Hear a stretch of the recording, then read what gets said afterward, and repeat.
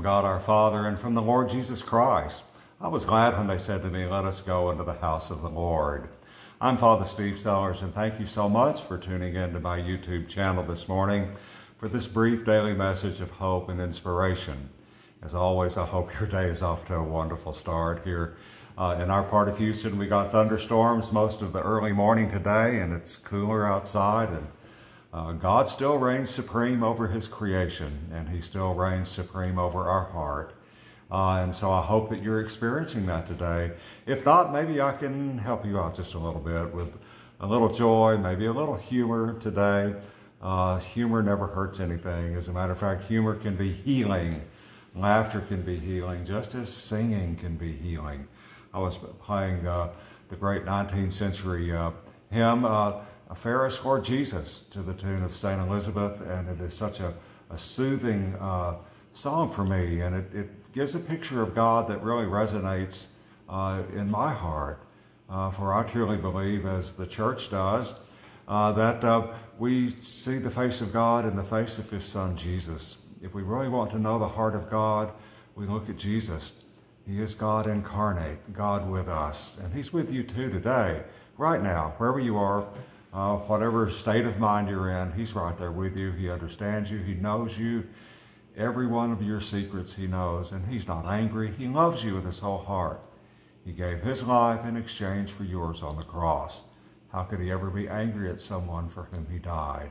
He died for you, for me, and he loves us. So the best news of all after that today is which Hollywood actor do you think did the best job portraying God in a movie? How convincing was that portrayal? There's a discussion going on Facebook now about that I must confess that I triggered part of that.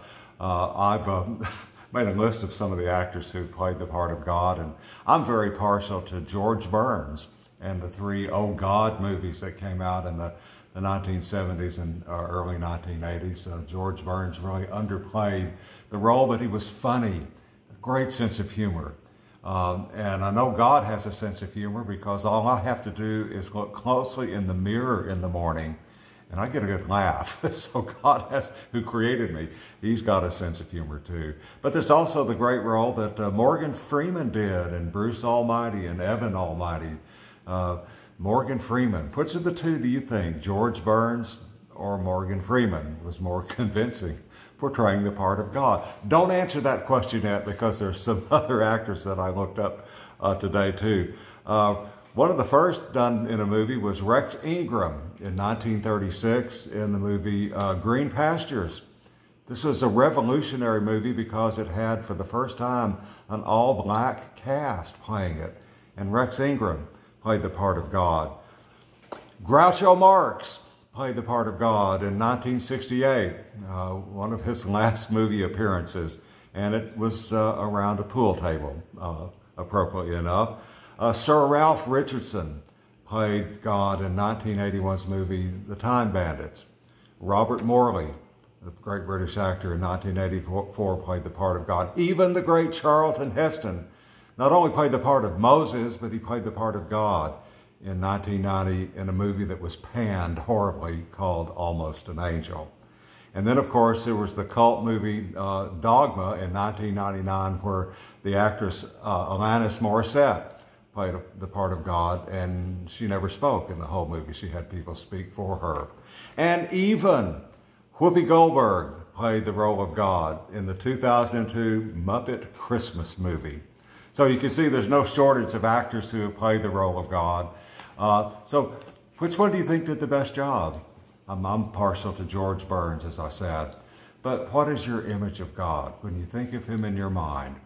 My favorite image comes from the Gospel of John, chapter 13, where Jesus, at the Last Supper with his closest friends, right there at the table, that Passover meal he shared with them, where he got up from the table, took off his outer garment, wrapped a towel around his waist, and began to wash their feet. That wonderful passage where St. Peter said, "Lord, you're not going to wash my feet." And Jesus said, "If I don't wash your feet, you have no role with me." And Peter said, "Well, then wash all of me then." So Jesus washed the feet of his closest friends.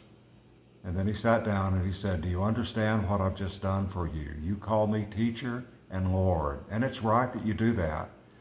But I, your teacher, your Lord, have just washed your feet. I've given you an example, so you must do likewise. We see the heart of God when we see the heart of people who serve the least of the Lord's children and who serve one another with love and compassion. That's the way I see God. How do you see him? Do you see him as a George Burns or a Morgan Freeman or a Whoopi Goldberg or a Alanis Morissette type of character? He's right there with you. You can see him in the face of his son, Jesus. And remember that he's with you all the time. He loves you. He's not going to walk away from you.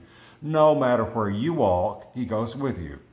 And remember that he is your Lord, and everything you need to know about God, you can see in the face of his son, Jesus, who happens to be with you right now. I hope you have a blessed day today. God bless you.